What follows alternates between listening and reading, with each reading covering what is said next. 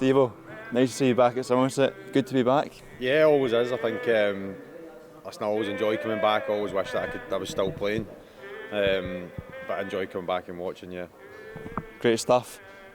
Going on to your kind of career here, so you began at Hearts Youth and then Chelsea. What was it like being at Chelsea? I think I remember hearing you talk at the Hub a few months back, maybe last season, about your youth career at Chelsea and training with the likes of John Terry and stuff. That must have been a great learning experience. Yeah, it was amazing. I think you know, a young boy going from Drongan to go to Chelsea is a bit surreal.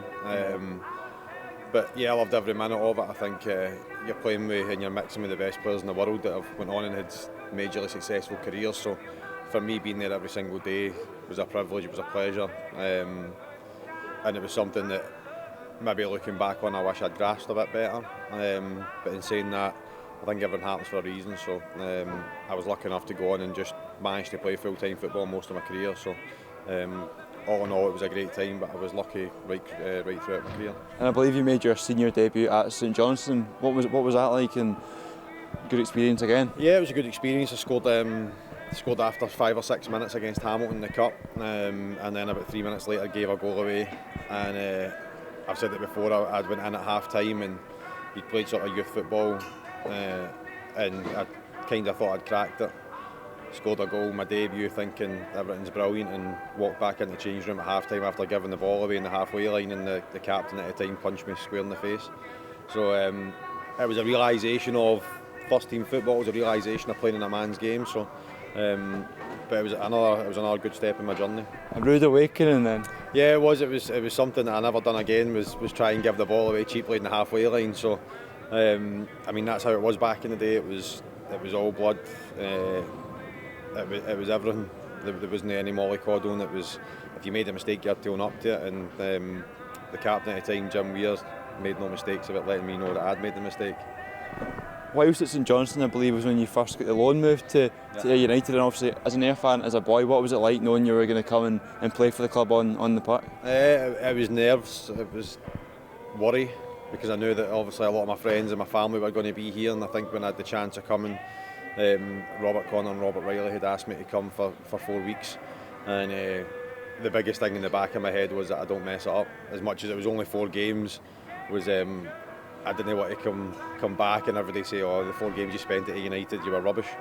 So I was nervous. As I said, I was worried about being able to do well for the club, because I wanted to. And to be fair, as soon as I put on the jersey, my first game I thoroughly enjoyed. Away to Cowdenbeath, which you wouldn't really imagine you would say you enjoyed playing at Cowdenbeath, but I loved it. And then obviously I think I made my home debut was against Forfar here, and I managed to score.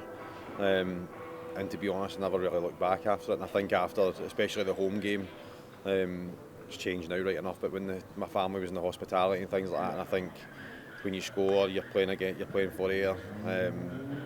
There was no place I wanted to go, so I made it abundantly clear that I wanted to come here and play. Did it mean more to you, obviously playing as a fan, you know, scoring a goal? Did that really mean more than, say, scoring for a different club that you didn't really support as a boy? Yeah, 100% it does. I think when you've got a connection to a club where you've grown up, I've stood on the stands with my uncle, my dad, and then you're lucky enough to get the chance to represent the club. There's not many players do that, or people get the chance to do that. So I knew what my responsibility was, and as I said, I just think I enjoyed it. I think I had the right manager at the time, and the 2 Roberts, who were absolutely brilliant for me. And I needed to play first team football, and they gave me that platform to do so. And as I said, I come back to Somerset and wish that I could put on my boots all the time, every time I come back. So yeah, I loved every minute of it. I believe you joined us permanently after that point. Was it a case of you kind of wanting to move out permanently to Ayr, knowing that you were going to get first team football, or did St Johnstone, you weren't going to get the game time there? Yeah, I knew I was going to be a bit part of St Johnstone. I think Owen Coyle was the manager at the time and had said that, but he didn't want to let me go. But I just knew, as I said, after my first home game, I just knew that I wanted to come back here, and this is where I wanted to be. I knew I was going to have a platform where I could play. I loved playing at Somerset. I loved playing for Ayr. Ultimately, I wanted to go on and try and get up as high as I possibly could. But I just wanted to play for Ayr. That was the main focus. So I was lucky enough to do that. So many great memories. That goal against Alloa, the draw against Kilmarnock here in front of a packed stadium. What was it like playing in that kind of occasion? You know, terraces packed to the rafters, both sets of supporters really hating each other. It must have been a great occasion to play in. I think because obviously it was an old stadium and I think it's a proper stadium. I think when it's full 11 odd thousand in here, it's as if there's 100,000 in here, and I think obviously that derby on its own, I think just with everything that went along with it, it was rainy, it was windy, we'd obviously gone a goal behind, we managed to get ourselves back, went 2-1 behind, and then obviously managed to get the second, and Alex is away kissing the referee and things like that. I think, as I see that stage, we had such a good dressing room, we had such a good group of boys. It was a tremendous day, it was a tremendous night. I had so many good memories here, mate. I'd Airdrie away where we managed to get promoted. I had the goal against Alloa, obviously, which everybody looks back on and thinks was, if it was now and I had social media and all that, I'd have been a bit more famous probably. But listen, everybody will look back at the times and say that's the defining times. It wasn't for me, mate. It was coming in here every day, being round about the people. Obviously the chairman at the time, Lachlan, his family, all that were really good to me. So it wasn't just scoring the good goals or anything like that. It was every single day that I enjoyed being here. You mentioned the dressing room kind of morale there. How important was that in terms of getting results against the likes of Kilmarnock, you know, being able to mix it with the Premier League teams, if you like? Listen, if you're going to do anything, then you're going to be successful anywhere. With football, first and foremost, you have to have a good dressing room. And we certainly had that. We had characters, we had older professionals in the team. And then we had some certain characters, obviously, Dean Keenan, Alex Williams, with Brian Prunty, Chris Aitken, we had David Gormley, who had obviously been at Talbot and then it came here. We had so many good players but good boys at the same time, so it was a tremendous time. Then obviously in my second spell, Matt Roberts came in, who later went on to be manager, who one of my best pals. So all in all, mate, as I said, it wasn't just the goals on the pitch, it was every day off the pitch, and not just the start of the team, it was the staff, it was people behind the scenes, Lynn who makes food for us, all that sort of stuff. It was a full unit of the club, and I'm just delighted to see how far it's coming now and how far it can go. A tough decision to leave there, it must have been. Yeah, listen, it was a difficult decision. I think I'd always made it clear that I wanted to play at the highest level. I was driven to try and do that, and I think obviously when a team like Hearts come in, for you to go for Ayr to Hearts is quite unheard of at that time, and there was no way I could obviously turn it down, but at the same time, as I said, it left a big void in me.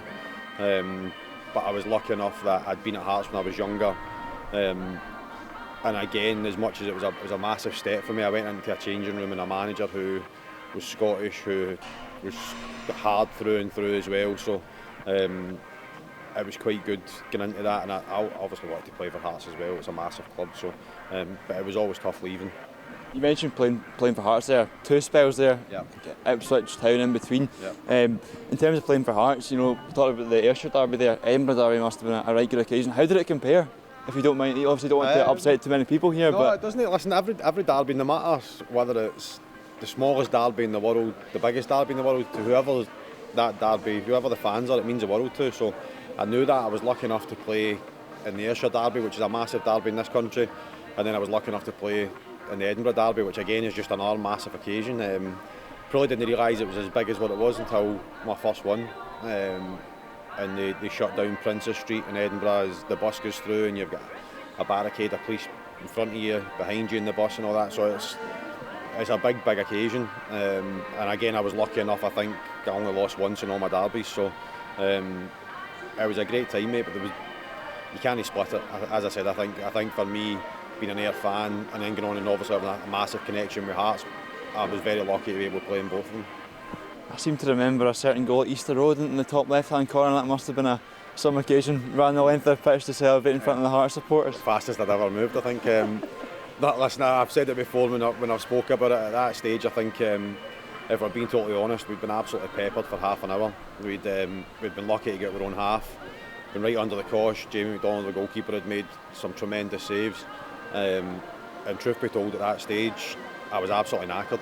And literally the ball got played into me and I turned and I thought, I'm just going to hit this as hard as I can, because I knew I've got a good strike on me. And again, just lucky enough that it managed to swerve and get right in the top corner. After Hearts, it was spells Partick Thistle and then back to Ayr on loan first of all, and then again until the end of the season. Yep. What was it like coming back, and had anything changed for you when you came back from the time you left? Put me on the spot here. Yeah, a little bit had changed. I think I think when I came back in my last spell, you know, I came back and probably didn't do myself justice. I was carrying a good bit of injury in my knee, and as much as I like Dean McCall as a manager, probably didn't see eye to eye with him as a person. So I found it difficult that last spell, but again still managed to get promoted and scored some decent goals. And again, I enjoyed just playing for Ayr, mate. That was the biggest thing, and truth be told, I wanted to stay and was kind of forced out the door. But it's football, that's life, that's what happens. If you look back on it, I've had 3 spells playing for the team that I support, so can't really complain with that. Can you? No. You mentioned the promotion day there, that must have been a hell of a roller coaster. I seem to remember not really being on top in that game for any of the 2 legs. We kind of scraped a draw at Stay Apart, and then we took it back here. Stranraer missed it, I think one of the boys missed an open goal in the last minute, and I was almost kind of written in the stars for us to go up that day. It was almost as if the stars were aligned for us. Yeah, we were horrible. I think over both legs we were horrible. I don't think we deserved to win it, but at the same time, sometimes in football, you don't play well, you've got to ride it out. We done that, and I'm sure it was big Andy Graham scored the winning penalty. A nicer guy you'll not meet in football, so for him it was deserved. He gave everything he possibly could for United. The way he trained, the way he conducted himself. So as much as we didn't probably deserve to win over the 2 legs, listen, you take it, and I was over the moon for everybody involved with the club again. I managed to do that twice, so again it was a privilege for me. Afterwards, obviously, you had spells at clubs like Dumbarton, Wraith, Albion Rovers, Stranraer, I believe. I seem to remember an occasion down here at Somerset Park when you ended up in goal. Can you tell us how exactly that happened? I'm guessing it was some sort of injury crisis? Or? Yeah, I was obviously at Wraith Rovers at the time, and 3 goalkeepers out. I think they'd asked the SFA if they could get a bit of help. And one of these stupid rules again where you can't get any help, and we had a meeting with John Hughes, who was a massive player at Ayr as well. We had a meeting on the Thursday, I think it was, and it was literally just somebody's going to have to go in goal. Who's going to do it? And I thought, well, I was kind of one of the older players. I had actually went in goal for Partick Thistle against Hearts a couple of seasons before for 20-25 minutes, and I think just as one of the older players it was my responsibility to do so. Managed to keep it fair that the score was down until, what was it, the 80th minute or something? 86 minutes. Something like that, yeah. So, but I mean, it was surreal. I think obviously being back here as well, and I think when you get in for 20 minutes, it's not alright, but you can sort of make do with it. But I think coming out and warming up as a goalkeeper and all the palaver that went with it, it's a funny moment, but a surreal moment. After your career then, management, I believe you own a business now as well. How was the management side and the business? Where did that idea come from? Have you always kind of wanted to, you know, have something after football? I had, I bobbed about for 3 years when I retired. Didn't really know what I was going to do. There was a massive void left in my life, I think, just for football, and I identified as that's who I was. I was a football player all my life, and then it was what do you do next? And was lucky enough that I started a property management company. I'd done really well. Sold out in it about 1.5 years ago, and again, just total luck, mate, that I go to Costa every day, and I thought, I don't particularly like the coffee in there, I'm going to start my own coffee shop. So done that, and it's going great guns. Yeah, the management side again, didn't really want to do it. Marco kind of forced me into doing it. Was like, come on, we'll give it a shot, and I thoroughly enjoyed it. And Glenafton at the time were going to get relegated. I managed to keep them up, got them to 2 quarter-finals, a semi-final of the Scottish Cup, and again just with business and family life, 3 kids, and probably taking Glenafton as far as I could. Decided to leave just at the start of the season. It takes a toll on you, doesn't it? It does, mate. It's full time, regardless of part-time, junior football, whatever it may be. As a manager, being a player for 20 odd years, mate, I didn't realise what it would be being a manager. And it is full time. You're therapist, carer, football manager, you're everything. And listen, I thoroughly enjoyed it, and I want to do it again. But probably just didn't have the time to dedicate to it. So I'm going to go away, do my badges, and hopefully someone else will come up.